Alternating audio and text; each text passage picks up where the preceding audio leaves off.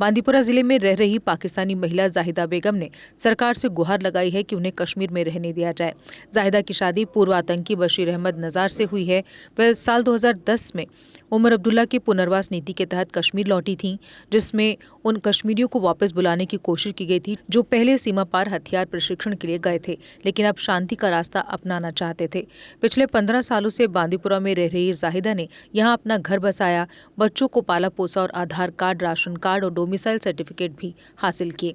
हाल ही में पहलगाम आतंकी हमले के बाद सरकार ने निर्देश दिया कि पूर्व आतंकियों की पाकिस्तानी पत्नियों को राज्य छोड़ना होगा।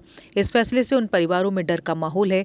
जाहिदा ने सवाल उठाया है कि हमने हिंसा छोड़ी, अमन अपनाया, अब हम कहाँ जाएं? हमारे साथ ये अन्याय क्यों?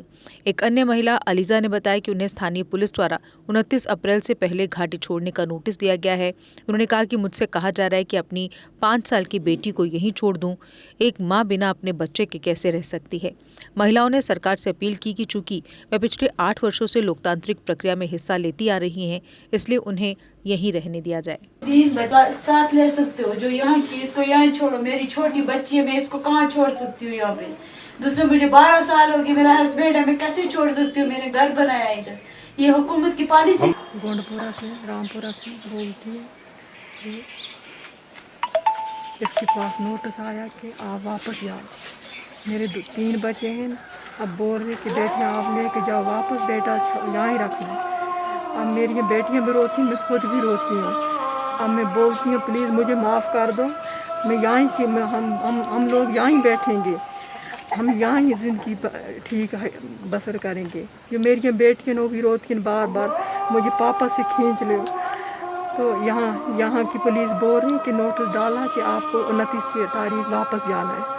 मुझे 15 साल हो गए यहाँ पर। मेरे पास आधार कार्ड है, मेरे पास इलेक्शन कार्ड है, मेरे पास राशन कार्ड है, मेरे पास डोमिसाइल है।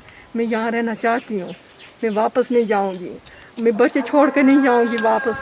मेरे बच्चे कहाँ जाएंगे? अब बच्चे मैं लेकर जाऊँगी साथ, मगर मेरे बच्चों को कौन पालेगा? मेरे बच्चों को सोचो, मेरे बच्चों की ज़िंदगी तबाह हो जाएगी। प्लीज़ मुझे माफ़ कर दो अगर कोई गलती है। हम लोगों की कौन सी गलती इतनी थी? हम लोग आए, हम लोग आराम से सुकून से बैठे। 15 साल हो गए मुझे, 2-3 साल नहीं हुए, मुझे 15 साल हो गए यहाँ पर। मैं आराम से हूँ, सुकून से हूँ। मेरे पास आते से सब पूछते थे, मैंने कहा मैं आराम से कोई मसला है। मैंने एफिडेविट भी डाला 3 बार तक। हम आए थे 2013 में वापस यहाँ पे, लेकिन कल परसों शाम को हमें नोटिस मिला है कि आप मुल्क छोड़ो।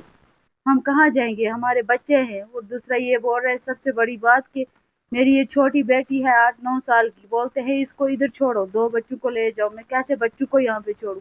मेरे हस्बैंड है, मेरा घर है। गवर्नर साहब से यही अपील है, ये जुल्म हम पे मत करो। हमने कोई गुनाह नहीं किया है, हम पे ये जुल्म मत करो। हम अपना काम करते हैं, हम आराम से बैठे, हम पे ये जुल्म करो मत ना, हमारे बच्चों पे ये जुल्म करो। अल्लाह का वास्ता है, इस गवर्नमेंट के ही अपील है इनसे।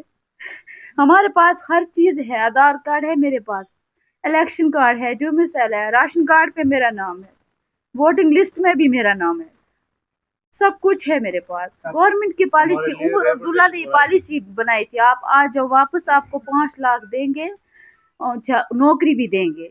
उस मुताबिक हम वापस आ गए।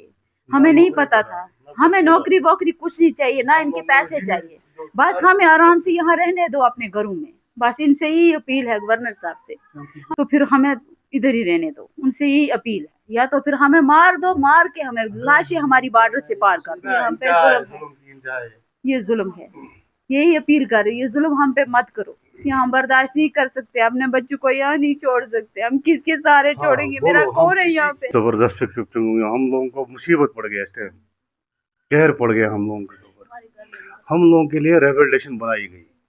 मैं यहाँ से गया 2003 में। जब मैं यहाँ से गया, मैं छोटा बच्चा था, मेरे सब जानते हैं यहाँ पे लोग। मैं उस टाइम टीन एज का था, मुझे पता नहीं था, मतलब मैं बच्चा था। मुझे वर्गला के यहाँ से लेके गए, मैं गया वहाँ पे। बहरहाल हम रेवोल्यूशन मुताबिक यहाँ पे वापस आए 2013 में। तो हम लोगों को बोला गया नौकरी मिलेगी, सब कुछ मिलेगा, ना हमें कुछ मिला। हमें कुछ भी नहीं चाहिए, हम अपना काम कर रहे हैं। मैं मजदूरी कर रहा हूँ, सुबह निकलता हूँ, शाम को आ जाता हूँ, रुपये 500-600 कमाते हैं, अपना गुजारा चलाते हैं। हम क्या करेंगे? कहाँ छोड़े? हम किसी काम में इन्वॉल्व नहीं। ये मतलब ये पूरे डिटेल कर सकते हैं चेक। हम किसी काम में इन्वॉल्व नहीं है, मुझे टाइम ही नहीं होता है।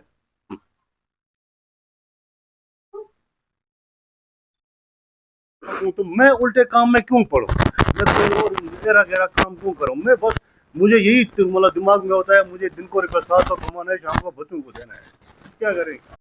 बेहतर भविष्य और उत्तम शिक्षा के लिए अपने बच्चों का दाखिला CBSE affiliated MV international school में करवाएं। 16 एजुकेशनल अवार्ड से सम्मानित एमवी इंटरनेशनल स्कूल में अंतर्राष्ट्रीय टाई अप्स और लड़के लड़कियों के लिए एनसीसी भी उपलब्ध है। यहाँ अटल टिंकरिंग लैब और नेशनल एजुकेशन पॉलिसी से लेस रचनात्मक पाठ्यक्रम पढ़ाया जाता है। हर साल कक्षा 12वीं की सीबीएसई परीक्षा में स्कूल के छात्रों का top class result MV international school की एक खास पहचान है। स्कूल मैनेजमेंट ने अब तक उत्कृष्ट रिजल्ट के लिए टॉपर छात्रों को 61 ब्रांडेड लैपटॉप प्रदान किए हैं। लिमिटेड सीट्स के लिए एमवी इंटरनेशनल स्कूल में दाखिला खुल चुका है। जम्मू, सांबा, कठुआ जिलों में स्कूल ट्रांसपोर्ट भी उपलब्ध है। हमारा पता है MV international school, 17 miles, Thandi Khui, Samba. Phone number 7298212270।